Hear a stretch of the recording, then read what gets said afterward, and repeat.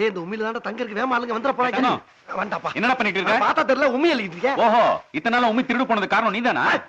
யார பார்த்து திருடுங்க என் வீட்டுல நான் எதுக்கே திருடுனா ஐயா இந்த வீட்டுல கொஞ்சம் உண்மையில கூட எனக்கு உரிமை இல்லையா ஆமா எனக்குன்னு நீங்க என்ன செஞ்சிருக்கீங்க அதான் வெளிக்கடை வச்சு கொடுத்துக்கோமே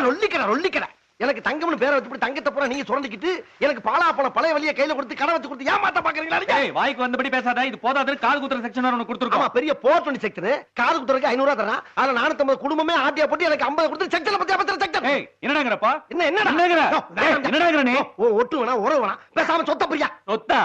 என்ன சொத்து என்ன சொத்தா பொள்ளாச்சில 80 ஏக்கர் இருக்குல்ல அதுல 40 ஏக்கர் நீங்க வச்சுட்டு 40 ஏக்கர் என் கையில கொடுத்து போயிட்டே இருக்கேன் எங்க 4 பேருக்கு 40 ஏக்கரும் ஒருத்தனுக்கு 40 ஏக்கரா உங்க அப்பா அவசரப்பட்டு 4 குட்டியை பத்திட்டான் எங்க அப்பா பொறுமையா ஒரே ஒரு குட்டியை பத்திருக்கேன் அது சிங்கா குட்டியை பத்திருக்கேன் எங்க அப்பா பத்தி பேசாத என்னடா பத்தி தப்பா பேசுறோம் பேச்சு ரைட்